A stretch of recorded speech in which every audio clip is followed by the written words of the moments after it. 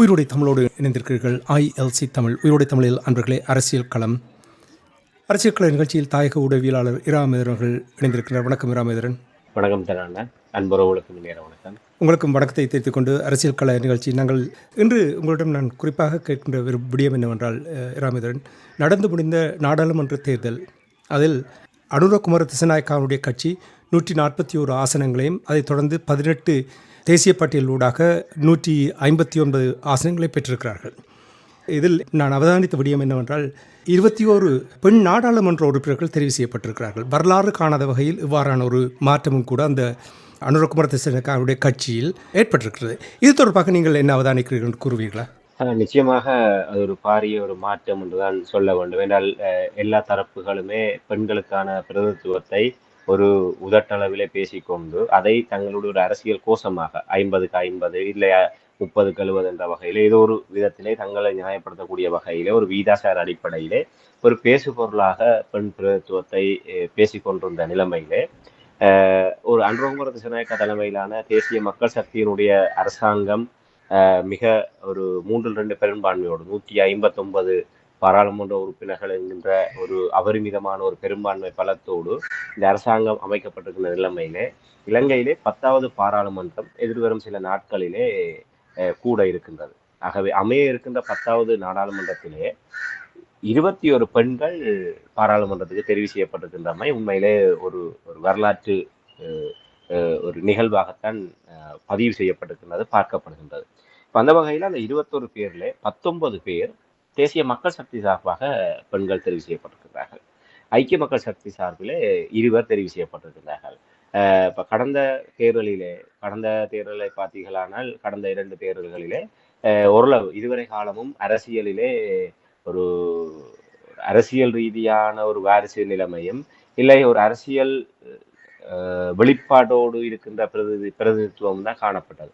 ஆனால் கடந்த 2 தேர்தல்களை பார்த்தால் ஒரு புத்திஜீவிகள், ஒரு கல்விமான்கள், ஒரு பேராசிரியர்கள், கலாநிதிகள், மருத்துவர்கள், ஒரு துறை சார்ந்த நிபுணர்கள் அதிக அளவாக, அதுவும் இளையவர்கள் அதிக அளவாக பாராளுமன்றத்தை நிரப்புகின்ற ஒரு தன்மை நாங்கள் கடந்த காலத்திலே பார்த்திருந்தோம். உண்மையிலே அவ்வாறு கடந்த காலங்களிலே காஞ்சன விஜயசேகர, அதே போன்று ஹர்ஷடி சில்வா போன்ற பலர் ஒரு இளையவர்களாகவும் அதே நேரத்தில் வந்து ஒரு துறை சார்ந்த நிபுணத்துவம் வாய்ந்தவர்களாகவும் காணப்பட்டார்கள். அப்படிப்பட்ட ஒரு மாற்றம் கடந்த தேர்தல்களில் இடம்பெற்ற நிலைமையில இந்த 2024ஆம் ஆண்டு தேர்தல் மூலமாக 10வது பாராளுமன்றம் வரலாற்றிலே தன்னை ஒரு எப்போதுமே திரும்பி பார்க்கக்கூடிய அளவுக்கு ஆன ஒரு நிகழ்வாகத்தான் 21 பெண்கள் தெரிவு செய்யப்பட்டிருக்கிற நிலைமை பார்க்க முடியும். உண்மையிலே அந்த நாடாளுமன்றம் என்பது சட்டங்களை உருவாக்குகின்ற ஒரு சட்டவாக்க சபை தான் நாடாளுமன்றம். ஆக அந்த சட்டவாக்க சபையிலே பெண்களுடைய உரிமைகள், பெண்களுடைய பிரச்சனைகள், பெண்கள் எதிர்நோக்குகின்ற சிக்கல்கள் தொடர்பாக அந்த பெண்களால் இட்டு நிரப்பப்படுகின்ற பிரதித்துவத்தின் ஊடாகத்தான் 100% ஒரு சிறப்பான ஒரு தீர்வை காண முடியும். ஒரு ஆணாதிக்க மனோநிலையிலே இல்லை பெரும்பான்மையாக ஆணாதிக்கத்தினால் சூழப்பட்டிருக்கின்ற பாராளுமன்றத்திலே அப்படியான ஒரு நிலைமையை நாங்கள் எதிர்பார்க்க முடியாது. ஆகவே இப்போது நான் இலங்கையிலே பல அண்மை காலமாக யுத்த முடிவுக்கு வந்ததற்கு பிற்பாடு தமிழ் பிரதேசம் ஒன்று இல்லாமல் இலங்கை முழுவதுமே பெண்களுக்கு எதிரான துஷ்பிரயோகங்கள், பாலியல் பலாத்கார சம்பவங்கள், சிறுவர்களுக்கு எதிரான துஷ்பிரயோகங்கள், சிறுவர் குற்ற சம்பவங்கள் என பல நாளுக்கு நாள் அதிகரித்த வண்ணமே இருக்கின்றது. இலங்கையிலே பொதுவாக அந்த போதைப் பொருள் பயன்பாட்டினுடைய தாக்கம் அதிகரிக்க சமூக குற்றங்கள் மிக கட்டுக்கடங்காத வகையில் அதிகரித்துக் கொண்டிருக்கின்றன. சமூக குற்றங்கள் அதிகரிக்கின்ற போது அதிலே முதலாவதாக பலியாகுவர்கள் சிறுவர்களும் பெண்களும் தான் அதிலே முதலாவதாக. என்றால் அவர்கள் இன்னொரு தரப்பை சார்ந்திருக்கக்கூடிய தரப்பினராக இருக்கின்ற நிலையிலே இதனால் பாதிக்கப்படுபவர்கள் அவர்களாகத்தான் இருக்கின்றார்கள். ஆக அவர்களுக்கான பாதுகாப்பு என்பது, சமூக பாதுகாப்பு என்பது மிகப்பெரிய ஒரு கேள்விக்குறியாக இருக்கின்றது. அவர்கள் மீது இவ்வாறான அத்துமீறலை மேற்கொள்கின்ற தரப்பினரிடமே அவர்களுடைய பாதுகாப்புக்கான பொறுப்பை ஒப்படைப்பது என்பது வேற ஒரு வேடிக்கையாக இருக்கின்றது. அது அந்த ஒரு கையறு நிலைமையில் தான் இந்த 21 பெண்கள் இந்த 10வது பாராளுமன்றத்திலே பிரதித்துவப்படுத்துவது என்பது இலங்கையிலே இருக்கின்ற ஒரு ஒரு பெண்களுக்கு உண்மையிலே இது ஒரு ஒரு உண்மையிலே இது ஒரு மறுமலர்ச்சிக்குரிய ஒரு தொடக்கமாகத்தான் இருக்க வேண்டால் அந்த 21 பெண்களும் நிச்சயமாக எதிர்வரும் இந்த பாராளுமன்ற அமர்வுகளை ஒரு பெண்களுக்கான ஒரு பாதுகாப்பரனாக மாற்றுவதற்கு அவர்கள் அதை ஒரு பயன்படுத்தக்கூடிய ஒரு ஏதுநிலை இருக்கு என்பதை நாங்கள் இந்த இடத்திலே சுட்டிக்காட்ட முடியும். வரலாறு காணாத வகையில் அனுரகுமார திசநாயக்காவுடைய அந்த அரசியல் கட்சி ஒரு சாதனை படைத்திருக்கின்றன என்று தான் கூறலாம். 21 பெண் நாடாளுமன்ற உறுப்பினர்கள் பொழுது அவர்கள் பிரதிநிதிப்படுவது என்பது இலகுவான விடயமில்லை. உங்களுக்கு தெரியும், எவ்வாறு தமிழ் பெண்கள் கூட கடந்த காலங்களில் தங்களுடைய செயல்பாடுகள், தங்களுடைய ஆளுமைகளை எவ்வளவு திறமாக வெளிப்படுத்தினார்கள். அனுரகுமார திசநாயக்கனுடைய இந்த 21 பெண்களில் 3 தமிழ் நாடாளுமன்ற உறுப்பினர்களும் அங்கே உள்ளடக்கப்பட்டிருக்கிறார்கள் என்ற செய்தியை கூட நான் பார்த்தேன். எனக்கு ஒன்று புரியவில்லை என்னென்றால், இந்த 3 தமிழ் பெண் நாடாளுமன்ற உறுப்பினர்கள் இதுவரையில் நாங்கள் அவர்களை பற்றி கேள்விப்பட்டதே இல்லை. இது தொடர்பாக நீங்கள் என்ன அவதானித்தீர்கள்? உண்மைதான். அதுவும் குறிப்பாக அந்த மலைய சமூகத்தில் இருந்து அந்த மூவரும் தெரிவு செய்யப்பட்டிருப்பது உண்மையிலே ஒரு மகத்தான ஒரு சாதனையாகத்தான் நாங்கள் பார்க்க வேண்டும். நாங்கள் தேசிய மக்கள் சக்திக்கு இந்த இடத்திலே நாங்கள் தலைவணங்கி அவர்களுடைய அந்த சமூக வகிபாகத்தை நாங்கள் இந்த இடத்திலே மதித்துத்தான் ஆக வேண்டும். நாங்கள் தேசிய மக்கள் சக்தி ஆரம்பத்திலிருந்தே நாங்கள் தேசிய மக்கள் சக்தி அனுரகுமார திசாநாயக்க அரசாங்கத்தினுடைய நிலைப்பாடுகள், சமூக நிலையிலே அவர்கள் செலுத்துகிற தாக்கம், அந்த விடயங்களை நேர்மையோடு பதிவு செய்து வருகின்றோம். ஆனால் அவர்கள் தமிழ் மக்களுடைய விடயங்கள் எப்படி நடக்கப் போகின்றார்கள் என்பது தொடர்பாகத்தான் நாங்கள் தொடர்ச்சியாகவே ஒரு ஐயத்தை எழுப்பிக் கொண்டு இருக்கின்றோம். அந்த அந்த ஒரு கண்ணோட்டத்தை நாங்கள் பொதுவாகவே எங்களுடைய தரப்பில் இருக்கின்ற பலகீனம் என்னவென்று சொன்னால், ஒரு தமிழ் மக்களுடைய நிலையில் நின்று கொண்டு எல்லாவற்றையுமே கண்மூடித்தனமாக எதிர்ப்பதுதான் எங்களுடைய ஒரு பாரிய பலகீனமாக இருக்கின்றது. நாங்கள் அதை அதுவாகவே ஏற்றுக்கொள்கின்ற மனப்பான்மை இருக்கின்ற போதுதான் ஒரு சரியான ஒரு பார்வையும் சரியான ஒரு புரிதலை நாங்கள் ஏற்படுத்த முடியும். ஆகவே தேசிய மக்கள் சக்தி அது ஏற்படுத்தி இருக்கின்ற தாக்கம் தென்னிலங்கையில் அது எப்படி இருக்கின்றது, இலங்கை சமூகவியலில் எப்படியாக இருக்கின்றது என்கின்றதை ஒரு தனி கண்ணோட்டத்திலும், தமிழ் மக்களுடைய விடயத்திலே அது எவ்வாறு தாக்கம் செலுத்த போகின்றது என்பதை நாங்கள் பிரித்து பார்க்கின்ற போதுதான் நாங்கள் நேர்மையான ஒரு மதிப்பாய்வு செய்ய முடியும். அந்த வகையிலே தேசிய மக்கள் சக்தியினுடைய இந்த ஒரு 19 பெண்களை பாராளுமன்றத்துக்கு, அதுவும் ஒரே தடவையிலே, அவர்கள் நீண்டகால அரசியல் பாரம்பரியத்தோடு அவர்கள் எப்போதுமே தங்களை நிலைநிறுத்தியவர்கள் கிடையாது. ஒரு மறைமுகமாக கள செயல்பாடுகளை அவர்கள் மேற்கொண்டு வந்தவர்கள். 3% 3 பாராளுமன்ற உறுப்பினர்கள் என்று இருந்தவர்கள் இன்று ஒரே பாய்ச்சலிலே 159 பாராளுமன்ற உறுப்பினர்களையும் 62% வாக்குகளையும் பெற்றிருக்கின்றார்கள். அந்த பின்னணியிலே 19 பெண் பாராளுமன்ற உறுப்பினர்களை அவர்கள் ஒரு அரசியல் அங்கீகாரத்தின் ஊடாக வெட்ட வெளிச்சத்துக்கு கொண்டு வந்திருக்கிறார்கள். நீங்கள் குறிப்பிட்டதை போன்று அதிலே 3 பெண்கள் இதுவரை அப்படி ஒருவர்கள் இருக்கிறார்கள் என்று யாருக்குமே தெரியாது. என்றால் அதான் அவர்கள் ஒரு நீண்ட அரசியல் பாரம்பரியத்தோடோ இல்லை ஏனையவர்களை போன்ற ஒரு அடையாள அரசியலோடு தங்களை பிணைத்துக் கொள்ளாதவர்கள். அந்த 3 பேருமே மலையகத்தை, ஒருவர் பதுளை மாவட்டத்திலிருந்து தெரிவு செய்யப்பட்டிருக்கின்றார், இன்னொருவர் நுவரெலியா மாவட்டத்திலிருந்து தெரிவு செய்யப்பட்டிருக்கிறார், இன்னொருவர் கண்டி மாவட்டத்திலே பிறந்து மாத்தறை மாவட்டத்திலே வளர்ந்து வந்த ஒரு பெண் ஒருவரும் அங்கே தெரிவு செய்யப்பட்டிருக்கிறார். ஆகவே அந்த 3 பேருமே ஒரு மலையக வம்சாவளி தமிழர்கள் என்ற அடிப்படையில் தான் அந்த 3 பெண்களும் தமிழ் பெண்கள் அங்கே தெரிவு செய்யப்பட்டிருக்கின்றார்கள். அதிலே கிருஷ்ணன் கலைச்செல்வி, அதே போன்று சரோயா போல்ராஜ் மற்றும் அம்பிகா சாமுவேல் ஆகிய 3 தமிழ் பெண்கள் தெரிவு செய்யப்படுகிறார். அதிலே சரோயா போல்ராஜ் என்கின்ற அந்த பெண் தொடர்பாக உண்மையிலே மாத்தறை மாவட்டம் எவ்வாறான ஒரு பின்னணி கொண்ட என்று எல்லோருக்குமே தெரியும். 1,46,000 மேற்பட்ட விருப்பு வாக்குகளை பெற்று ஒரு அபரிமிதமான ஒரு வெற்றியை அவர் அங்கே பெற்றிருக்கின்றார். இவ்வளவு தூரத்துக்கும் அவர் கண்டியிலே பிறந்து வளர்ந்த ஒருவர். நான் நினைக்கிறேன் வருகின்ற தகவல்களின் அடிப்படையிலே 83ஆம் ஆண்டு அந்த ஒரு இனக்கலவரம் ஏற்பட்ட காலப்பகுதிகளிலே கண்டியிலிருந்து அவர்கள் இடம்பெயர்ந்து அவர்கள் மாத்தறை பகுதியிலே வசித்து வந்ததாகவும், அந்த மாத்தறையிலே இடம்பெயர்ந்து வசித்து வந்த காலத்திலேயே அந்த காலப்பகுதியிலே ஜேவிபியினரோடு இணைந்து, அந்த ஜேவிபி இயக்கத்தோடு இணைந்து அவர் ஆரம்ப கால செயல்பாட்டாளர்களாக நீண்ட காலமாகவே அந்த ஜேவிபியினுடைய செயல்பாட்டாளராக இருந்து வந்தவர் என்றும், இப்ப இதன் காரணமாக அவர் கண்டியை சேர்ந்தவராக இருந்தாலும் மாத்தறை மாவட்டத்தில் வசித்து இந்த 1,46,000 ஆண்களுக்கே சவால் விடக்கூடிய வகையில் இன்று பிரதமராக இருக்கின்ற கருணியாக இருக்கட்டும், அதே போன்று வெளிவார அமைச்சராக இருந்த ஹேரத் அவர்களும் கிட்டத்தட்ட 7 லட்சம் 6 லட்சம் விருப்பு வாக்களை பெற்று இலங்கையினுடைய தேர்தல் வரலாற்றிலே அதிகூடிய விருப்பு வாக்களை பெற்றவர்கள் என்ற ஒரு சாதனையை படுத்தியிருக்கின்றார்கள். அந்த வரிசையில பார்க்கின்ற போது ஒரு தமிழ் பெண், அது மலையகத்தைச் சேர்ந்த ஒரு தமிழ் பெண் ஒருவர் தன்னை எதிர்த்து போட்டியிட்டவர்களை எல்லாம் விட அபரிமிதமான வெற்றி பெற்று 1,46,000 விருப்பு வாக்களை பெற்று அவர் தன்னுடைய வெற்றியை உறுதி செய்திருக்கின்றார் என்றால் இது வெறுமனே ஒரு பிரச்சாரத்தின் அடிப்படையிலோ அனுர அலையினாலோ இல்லை வேறு எந்தவித நடவடிக்கைகளினாலோ இது சாத்தியமில்லை. தனிப்பட்ட அவருடைய ஆளுமைக்கு கிடைத்த வெற்றி. அவர் அந்த சமூகத்திலே தன்னை எவ்வாறு நிலைப்படுத்தி கொண்டார், அந்த சமூகத்தோடு தான் வாழ்ந்து கொண்டிருக்கின்ற அந்த மாத்தறை சமூகத்தோடு அவர் எப்படி தன்னை இணைத்துக் கொண்டார், அவர்களோடு எவ்வாறு உணர்வுபூர்வமாக தன்னை பிணைத்துக் கொண்டிருக்கின்றார் என்புடைய பிரதிபலிப்பாகத்தான் இதை பார்க்க முடியும். ஏன்னா வெறுமனே அனுராலையிலே இந்த வெற்றி வருவதாக இருந்தால் நிச்சயமாக எல்லோருமே அவ்வளவு அபரிமிதமான வாக்குகளை பெற்றிருக்க வேண்டும். ஆனால் ஒரு பெண்ணாக இருந்து மலையக வம்சாவளி என்கின்ற நிலையில் இருந்து கொண்டு இன்னொரு மாவட்டத்திலே போய் அவர் இவ்வாறு வெற்றி பெற்றிருக்கின்றார் என்று சொன்னால் அதை நாங்கள் பார்க்க வேண்டும். உண்மையிலே இந்த 3 பேரும் ஏற்கனவே மலையகத்திலே ஆண்கள் பலர் வந்தாலும் அவர்கள் காலத்துக்கு காலம் ஏதோ ஒரு அரசாங்கத்தோடு இணைந்து அவர்கள் தங்களுடைய தனித்துவ அரசியலை இழந்து எவ்வாறு தமிழ் தேசிய அரசியல் என்பது தமிழ் மக்களை விட்டு பிழைக்கின்ற அரசியலாக இருந்ததோ அதே போன்று மலையக அரசியலும் வந்து மலையக மக்களுடைய நலன்களை முற்றாகவே புறந்தள்ளி இன்றும் மலையக மக்கள் அந்த லைன் குடியிருப்புகளிலே அவர்கள் வாழ்கின்ற வாழ்க்கை உண்மையில் அண்மையிலே யாழ் பல்கலைக்கழகத்திலே 50வது ஆண்டு பொன்விழாவின் போது குறும்படங்கள் காட்சிப்படுத்தப்பட்டது.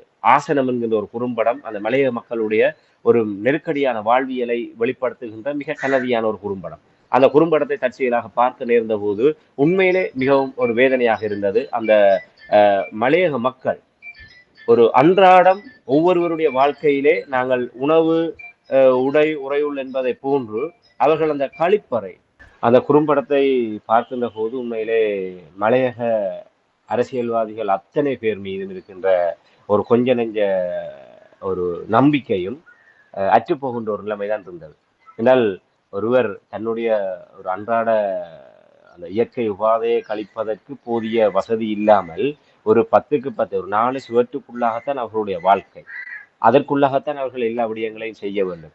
அவர்கள் தங்களுடைய சொந்த மக்களை இன்னும் அந்த லயன் குடியிருப்புக்குள்ளேயே ஒரு மிகவும் ஒரு அவலமான வாழ்க்கையில வைத்துக்கொண்டு அவர்கள் தங்களுக்கு ஏற்றவாறு எங்களுடைய தமிழ் தேசிய அரசியல் எவ்வாறு தங்களுடைய நியாயத்துக்கு ஏற்றவாறு மக்களை ஏமாற்றி பிழைக்கின்றார்களோ அதே போன்று அவர்களும் கொழும்பில் இருக்கின்ற ஒன்று ஐக்கிய தேசிய கட்சி அரசாங்கம் இல்லை ஸ்ரீலங்கா சுதந்திர கட்சி அரசாங்கம் இல்லை மஹிந்த அரசாங்கம் ஏதோ ஒன்றோடு அவர்கள் இணைந்து இந்த தங்களுடைய அரசியல் இருப்பை தக்க வைத்துக் கொண்டு அவர்கள் ஒரு படோடபமான வாழ்க்கையை வாழ்ந்து கொண்டிருக்கின்றார்கள். ஆனால் அவர்களை வாக்களித்து தெரிவு செய்கின்ற மக்கள் எப்படியாக வாழ்ந்து கொண்டிருக்கின்றார்கள் என்பதை அவர்கள் ஒருவரும் சிந்தித்து பார்ப்பதில்லை.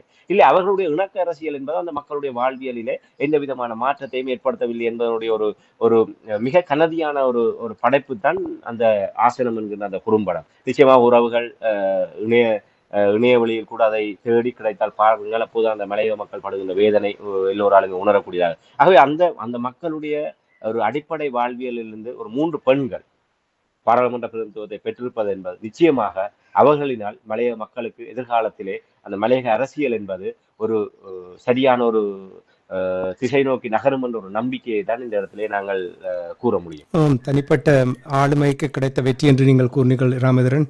அப்படி கூறும் பொழுது தனிப்பட்ட மனிதர்களுக்கு ஆளுமை இருக்கலாம், ஆனால் அதை அடையாளம் காணுவது ஒன்று.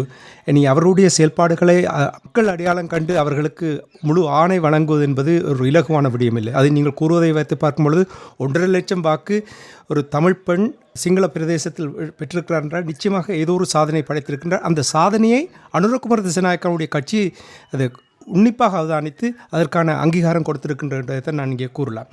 இந்த நிலைமையை கேட்கும் பொழுது உங்களுக்கு தெரியும், தமிழர் தாயகத்திலும் கூட எவ்வாறு பெண்கள் தங்களுடைய சாதனைகளை படைத்தார்கள் என்ற விடயங்கள் தெரியும். ஆனால் அரசியல் என்று வரும்பொழுது உங்களுக்கு தெரியும், கடந்த தேர்தலின் பொழுது சசிகலா ரவிராஜ் அவர்களுடைய நிலைமை எவ்வாறு அரசியல்வாதிகளால் மாற்றப்பட்டது என்றது உங்களுக்கு தெரியும்.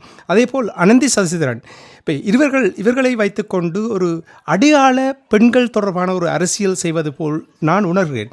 தமிழர் தரப்பில் ஏன் இவ்வாறான ஆளுமைகள் இல்லையா?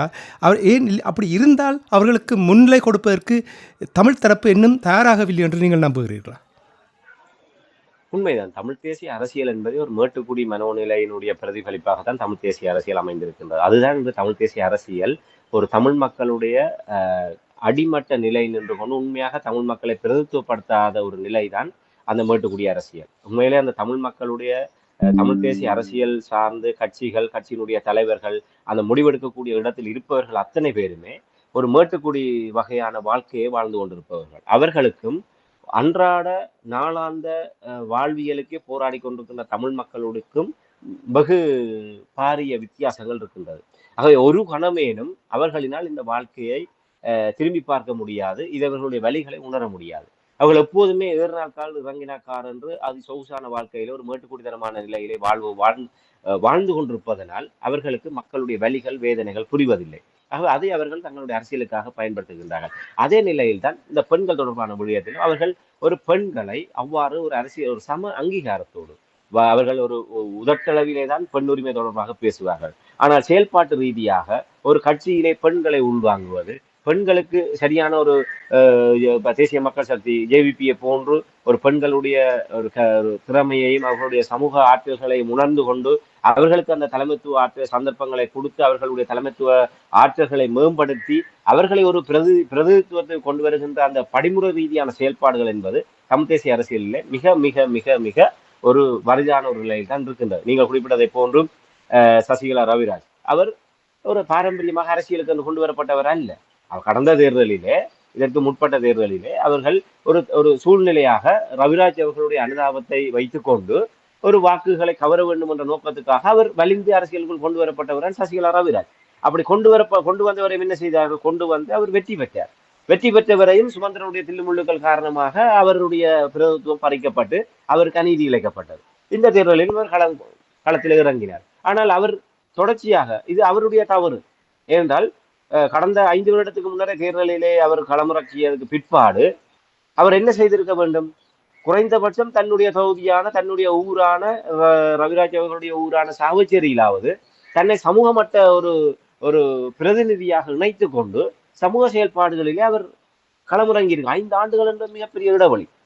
ஆனால் அவரும் 5 ஆண்டுகள் காணாமல் போய்விட்டு ஊடகங்களிலே அவ்வப்போது ஏதாவது ஒரு பிரச்சனைகளோடு சம்பந்தப்பட்டு அந்த கருத்துக்களை கூறுவராகவும் முகங்காட்டுவராகவும் இருந்துவிட்டு 5 ஆண்டுகளுக்கு பின்னர் மீண்டும் தேர்தல் வருகின்ற போது எனக்கு வாக்கு தாருங்கள் என்று கேட்பதனால் மக்கள் உடனடியாக அவர்களை ஏற்றுக்கொண்டு அங்கீகரித்து விட மாட்டார். அடுத்த போன்று நீங்கள் கூறிய அனந்தி சசிதரன் அவரும் ஒரு பாரம்பரிய அரசியல் இருந்து வந்தவர் அல்ல, அரசியலுக்காக தன்னை தகவமைத்துக் கொண்டவரும் அல்ல. மாகாண சபைக்கான தேர்தல் 2013 நடத்தப்பட்ட போது ஒரு விடுதலை புலிகளுடைய ஒரு அனுதாபத்தை வாக்கு வங்கியாக மாற்ற வேண்டும் என்ற நோக்கத்துக்காக எழிலனவர்களுடைய மனைவி என்ற ஒரு நிலையிலே அவர் ஒரு காணாமலாக்கப்பட்டவர்களுடைய ஒரு பிரதிநிதி என்ற அடிப்படையிலும் அவர் அங்கே கொண்டு வரப்படுகின்றார். ஆகவே அங்கே ஒரு பெண் பிரதிநிதியை கொண்டு வர வேண்டும், ஒரு பெண் ஆளுமை அரசியல் அதிகாரத்துக்கு கொண்டு வர என்ற ஒரு உள்ளாந்த நோக்கத்தோடு அவர்கள் கொண்டு வரப்படவில்லை. ஆனால் அவர் கொண்டு வரப்பட்டார். கிட்டத்தட்ட 80,000க்கும் மேற்பட்ட விருப்பு வாக்குகளை பெற்று முதலமைச்சராக தெரிவு செய்யப்பட்ட விக்னேஸ்வரன் அவர்களுக்கு அடுத்ததாக 80,000க்கும் அதிகமான விருப்பு வாக்குகளை பெற்று உண்மையில எல்லோரையும் ஆச்சரியப்படத்தக்க வைக்க வகையிலே அனந்தி சசிதரன் அவர்கள் தெரிவு செய்யப்பட்டார். அப்போது தெரிவு செய்யப்பட்ட போது கூட அவருக்குரிய ஒரு அங்கீகாரம் அங்கே வழங்கப்படாத ஒரு நிலைமை இருந்தது. அவர் ஆரம்பத்திலேயே அவர் ஒரு பெண்ணாக இருந்த போது என்ன செய்திருக்க வேண்டும்? அந்த முதல் பகுதியிலே அவருக்கு மகளிர் விவகார அமைச்சை கொடுத்திருக்க வேண்டும். ஒரு மகளிர் விவகாரத்துக்கான பொறுப்பை ஒரு பெண் ஒருவரால் தான் நிறுத்த முடியும். ஒரு பெண் ஒருவர் ஒரு அபரிமிதமான வாக்குகளை பெற்று 80,000 வாக்குகளை பெற்று அமைச்சராக தெரிவு செய்யப்பட்ட மாகாண சபை உறுப்பினராக தெரிவு செய்யப்பட்ட போது முதல் தெரிவிலேயே அவர்கள் அந்த அங்கீகாரத்தை கொடுத்திருக்க வேண்டும். இன்று பாருங்கள், தேசிய மக்கள் சக்தியில 3 உறுப்பினர்கள் இருந்தார்கள். அதிலே கருணி அமரசூரியவை அவர்கள் பிரதமராக வேண்டுமென்றால் அவர்கள் விஜிதகேரத்தை பிரதமராக நியமித்திருக்க முடியும். ஆனால் உள்ளார்ந்தமாக ஒரு பெண்களுக்குரிய அங்கீகாரத்தை கொடுக்க வேண்டும் என்ற அவர்களுடைய இடதுசாரி சித்தாந்தத்தை அவர்கள் செயல்பாட்டிலே காட்டினார்கள். அவருக்கு உயரிய பதவியை கொடுத்தார்கள். வெறுமனே ஒரு அனுதாபத்துக்காக அல்லாமல் வருகின்ற பாராளுமன்றத்திலும் அவர் தான் பிரதமர் என்ற உத்தரவாதத்தோடு அவரை பிரதமராக கொண்டு வந்தார்கள். எங்களுடைய அவர்கள் என்ன செய்வார்கள்? பாராளுமன்ற தேர்தலை ஒரு அனுதாபத்தின் ஊடாக வாக்கை கவர வேண்டும் என்பதற்காக ஒரு இடைக்கால பிரதமராக அவரை கொண்டு வந்துவிட்டு பின்னர் தங்களுடைய வெற்றியை உறுதி செய்ததற்கு பிற்பாடு அந்த நிலையை மாற்றுவார்கள். ஆனால் தேசிய மக்கள் சக்தியிலே அவ்வாறான நிலைமை இல்லை. இன்றும் வரப்போன்ற 10வது பாராளுமன்றத்திலும் ஒரு பெண் பிரதமருடைய தலைமையில் தான் பாராளுமன்றம் இயங்க போகின்றது. ஆகவே பாருங்கள் அவர்கள், ஆனால் இவர்கள் எப்படி இருக்கின்றார்கள்? ஒரு கடைசி இறுதி கால பகுதியில் தான். அதிலே நான் நினைக்கின்றேன் மகளிர் விவகார அமைச்சராக இருந்த அந்த ஊழல் குற்றச்சாட்டுகளிலே சுமத்தப்பட்ட அவர்கள் தகுதி நீக்கம் செய்யப்பட்டதற்கு பிற்பாடு இறுதி காலத்திலே ஒரு நெருக்கடி நிமித்தமாக தான் அனந்தி சசிதரனுக்கு மகளிர் விவகார அமைச்சு வழங்கப்படுகின்றது. உண்மையில எங்க எப்படி இருக்குன்னு பாருங்கள். அப்படி ஒரு தேவைக்காக கொண்டு வருகின்றார்கள். அப்படி கொண்டு வந்தால் கூட அவர்களை ஒரு ஊர்காயாக பயன்படுத்த, என்றால் ஏற்கனவே 80,000க்கும் மேற்பட்ட வாக்குகளை அனந்தி சசிதரன் பெற்று விட்டார். அவருக்கு ஒரு அமைச்சு பதவியை கொடுத்து விட்டால் அவர் அரசியல் ரீதியாக பலம் பெற்று விட்டால் தங்களுடைய இருப்பு கேள்விக்குறியாக்கி விடும் என்கின்ற ஒரு ஆணாதிக்க சிந்தனை கொண்ட எங்களுடைய தமிழ் தேசிய அரசியலுடைய பழிவாங்க செயல்பாடுதான் அனந்தி சசிதரனுக்கு அமைச்சு பதவி முதல் அமர்விலே கொடுக்கப்படவில்லை. ஆகவே இப்படியான ஒரு முன் உதாரணங்கள் எங்களுடைய சமூகத்தில் இருக்கின்ற போது எப்படி எங்களுடைய பெண்கள் மேலே வருவார்கள்? பெண்கள் தாங்களாக வருவது ஒரு பக்கம் இருக்க, நாங்கள் அதற்கான களத்தை உருவாக்கினோமா? ஒவ்வொரு தமிழ் தேசிய கட்சிகளும் எத்தனை பெண் உறுப்பினர்களை கொண்டிருக்கின்றார்கள்? அவ்வாறு பெண் உறுப்பினரை கொண்டிருப்பவர்கள் ஒவ்வொரு தொகுதிகள் வட்டாரங்கள் அடிப்படையிலே ஆளுமை மிக்க பெண்களை அந்த வட்டார குழு தலைவராகவோ இல்ல தொகுதிகளை தலைவராகவோ நியமித்திருக்கின்றார்களா? அவ்வாறு சமூகத்திலே இருக்கின்றார்கள் பலர். இந்த பலர் இந்த தேர்தலிலே முன்னாள் போராளிகள் பலர் பெண்கள் ஆளுமை மிக்கவர்கள் வந்திருக்கின்றார்கள். இந்த தொழில் முனைவோராகவும் பல சாதனைகளை படைத்த பெண்கள் இன்று எங்களுடைய வடக்கு கிழக்கில் இருக்கின்றார்கள். அப்படியானவர்களை இனம் கண்டு அவர்களுக்குரிய ஒரு அங்கீகாரத்தை கொடுத்து குறைந்தபட்சம் இவர்கள் இந்த தேசிய பட்டியல் இல்ல இந்த வீதாசார பிரதிநிதித்துவத்தின் ஊடாகத்தன்னும் அப்படியானவர்களுக்கு ஒரு சந்தர்ப்பத்தை கொடுத்து உள்ளூராட்சிகளின் ஊடாகத்தன்னும் அந்த பெண்களை முதலிலே ஒரு அரசியல் மயப்படுத்தி அதற்கு பின்னர் அவர்களை என்னால் எடுத்தெடுப்பிலே அவர்கள் அரசியலுக்கு வரக்கூடிய அளவுக்கு எங்களுடைய தமிழ் தேசிய அரசியல் பெண்களுக்கான ஒரு பாதுகாப்பரனாகவோ பெண்களுடைய விடயங்களை உள்ளாந்தமாக கையாளக்கூடிய தரப்பாகவோ இல்லை.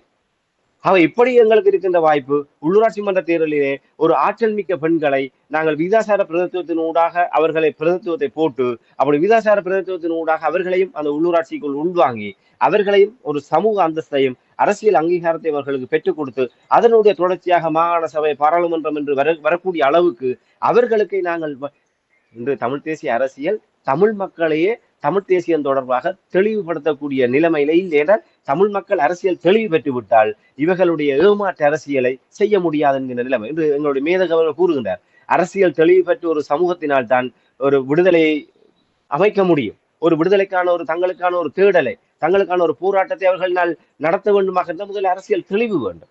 அந்த அரசியல் தெளிவை யார் ஏற்படுத்த வேண்டும்? ஒன்று சிவில் அமைப்புகள் ஏற்படுத்த வேண்டும், இல்லை அரசியல் கட்சிகள் ஏற்படுத்த வேண்டும். அந்த ரெண்டு தரப்புமே மக்களிடையே செல்வதில்லை. ஒரு போராட்டம் ஒன்று வருகின்ற போது தேர்தல் வருகின்ற போதுதான் மக்களை நாடுகின்றார்கள். மிகுதி நாட்களிலே மக்களை அதற்கு தயார்படுத்தக்கூடிய வகையிலே யாருமே இந்த வேலையும் செய்வதில்லை.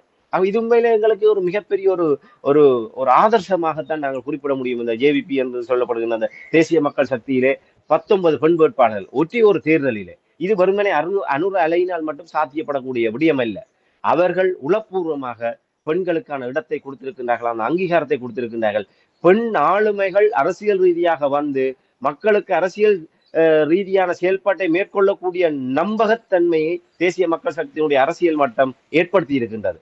அப்படியான ஒரு நிலையை எங்களுடைய தமிழ் தேசிய அரசியல் ஏற்படுத்தினால்தான் நாங்கள் இந்த நிலைமையை கொண்டு வரலாம். இதெல்லாம் நாங்கள் அக்கறைக்கு இக்கரைப்பை சென்ற வகையிலே நாங்கள் இங்கிருந்து அந்த விடயங்களை பார்த்து கொண்டிருக்க வேண்டியிருக்கின்றது. இன்று எங்களுடைய தமிழக விடுதலை போராட்டம் தமிழர்களுடைய விடுதலை போராட்டம் நடைபெறும். ஆணுக்கு சமன் பெண் என்று வெறுமனே அடுப்படியிலே அடுப்பை ஊதிக்கொண்டு சமையல் செய்வதுதான் பெண்களுடைய தலைவிதி என்றிருந்த நிலைமையிலே புதுமை பெண்களாக இன்று ஆண்களை விட மிஞ்சியதாக பல சாதனைகளை படைத்தவர்கள் எங்களுடைய பெண்கள். இன்று கடற்கரும்புலி அங்கேற்கனி அவர்களுடைய வரலாற்றை எடுத்து பார்த்தோமானால் எல்லோருக்குமே எங்களுடைய உறவுகளுக்கு தெரியும். வெறும் 50 கிலோ கூட உடல் எடைமுறையை கொண்டிராத அங்கேற்கனி அவர்கள் 20க்கு மேற்பட்ட கடல் மேல் தூரத்தை நீந்தி தன்னுடைய உடலிலே வெடிகளை சுமந்து 6000 தொன் எடை கொண்ட அந்த எடுத்தாரான் அந்த கப்பலை தகர்த்து மூழ்கடித்து இன்று ஈழ விடுதலை போராட்டத்திலே இன்று அழியா சாட்சியாக இருக்கின்றார் அங்கேற்கனி அவர்கள். இன்று முதல் மாவீரர் மாலதியக்கா இன்று பலரை நாங்கள் கூறலாம். எத்தனையோ வீரமிகு தளபதிகள் எத்தனையோ பெரிய சாதனை படைத்தவர்கள் எங்களுடைய இந்த சமூகத்திலிருந்து தான் வந்தவர்கள். அவர்கள் ஒன்று வேட்டுக்கிறதிலிருந்து வந்தவர்கள். ஆகவே எங்களுக்கு அந்த மேதகு பிரபாகரன் அவருக்கு அந்த ஆளுமை அந்த ஒரு பார்வை இருந்தது. அவர் அதுக்குரிய களத்தை ஏற்படுத்தி கொடுத்தார், அவர்களை மதித்தார், அவர்களுக்குரிய வாய்ப்புகள் அவர் அங்கீகரித்து கொடுத்தார். ஆனால் அந்த நிலைமை தமிழ் தேசிய அரசியலிலே இல்லை. ஆகவே இனிவரும் காலங்களிலாவது நாங்கள் தமிழ் தேசிய அரசியலிலே வெறுமனே பேச்சளவிலே இல்லாமல் செயல்பாட்டளவிலே பெண்களையும் உள்வாங்கி இன்னும் அடுத்த 5 வருடங்களிலாவது நாங்கள் ஒரு பெண் ஆளுமைகளை உருவாக்குவோம் என்ற ஒரு திட சங்கற்பத்தோடு இந்த பெண் அரசியலுக்கான பெண்களுக்கான வாய்ப்பை கொடுப்பதற்கு அவர்கள் முன்வருவார்களாக இருந்தால் அது உண்மையிலே ஒரு மாற்றமாக இருக்கும். நிச்சயமாக பெண் ஆளுமைகளை அடையாளம் கண்டு நீங்கள் உள்வாங்க வேண்டும். அப்படின்றால் தான் தமிழ் அரசியல் பரப்பு ஒரு சீரான நிலைக்கு வரும் என்று நாங்கள் கூறலாம். மிகவும் சுருக்கமாக நாங்கள் நிகழ்ச்சி இன்றைய கொண்டு வர வேண்டும்.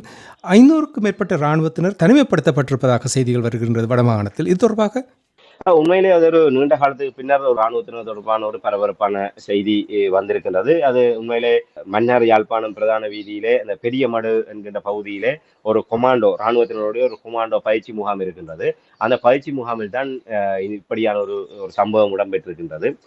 குறிப்பாக அந்த கொமாண்டோ பயிற்சி முகாமில் 500க்கும் மேற்பட்ட இராணுவத்தினர் அங்கே ஒரு சிறப்பு பயிற்சிக்காக அங்கே உள்வாங்கப்பட்டிருக்கின்றார்கள். அவர்கள் பயிற்சி நடவடிக்கையில் ஈடுபட்டிருந்த போது சில இராணுவ வீரர்களுக்கு சுகீனம் ஏற்பட்டிருக்கின்றது. அந்த சுயினம் ஏற்பட்ட இராணுவத்தினரை அவர்கள் மருத்துவ பரிசோதனைக்கு கொண்டு சென்ற, அதாவது மன்னார் மாவட்ட பொது வைத்தியசாலைக்கு உடனடியாக கொண்டு சென்று அங்கே அவர்களை பரிசோதித்த போது அவர்களிலே சிலருக்கு மூளைக்காய்ச்சல் இருப்பதாக உறுதி செய்யப்பட்டிருக்கின்றது. அதற்கு பிற்பாடுதான், ஏன்னால் நான் ஏற்கனவே இப்போது இந்த மழை காலம், டெங்கினுடைய தாக்கம் அதிகரித்து வருகின்றது. ஒரு நுளம்புகளின் ஊடாக இவ்வாறான நோய்கள் ஏனையவர்களுக்கு பரவக்கூடிய ஒரு நிலைமை இருக்கின்றது.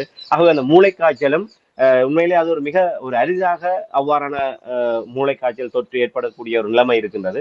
ஆனால் இந்த சூழ்நிலையிலே அந்த மூளைக்காய்ச்சல் ஒரு 500க்கும் மேற்பட்ட இராணுவத்தினர் கூடியிருக்கின்ற ஒரு பிரதேசத்திலே ஒரு சிலருக்கு மூளைக்காய்ச்சல் ஏற்பட்டிருக்கின்றன்னு சொன்னால் இன்னும் எத்தனை பேருக்கு அது பரவி இருக்குமோ என்று தெரியாத ஒரு நிலையில் தான் உடனடியாகவே அந்த பயிற்சிகள் அனைத்துமே இடைநிறுத்தப்பட்டு 500க்கும் மேற்பட்ட இராணுவத்தினரும் தனிமைப்படுத்தப்பட்டு ஒரு மருத்துவ கண்காணிப்பு கொண்டு வரப்பட்டிருக்கின்றார்கள். என்றால் நிச்சயமாக ஒரு ஒரு ஒரு ஒரு ஒரு கூட்டமாக குழுமி இருக்கக்கூடிய இடத்திலே அந்த ஏற்கனவே அந்த மூளைக்காய்ச்சலால் பாதிக்கப்பட்டவர்களை நுளம்பு கடித்ததற்கு பிற்பாடு அந்த நுளம்புகள் ஏனையவர்களை கடித்திருந்தால் நிச்சயமாக அந்த நுளம்புகளின் ஊடாக ஏனையவருக்கும் அந்த மூளைக்காய்ச்சல் பரவக்கூடிய ஒரு ஆபத்து இருக்கின்றது.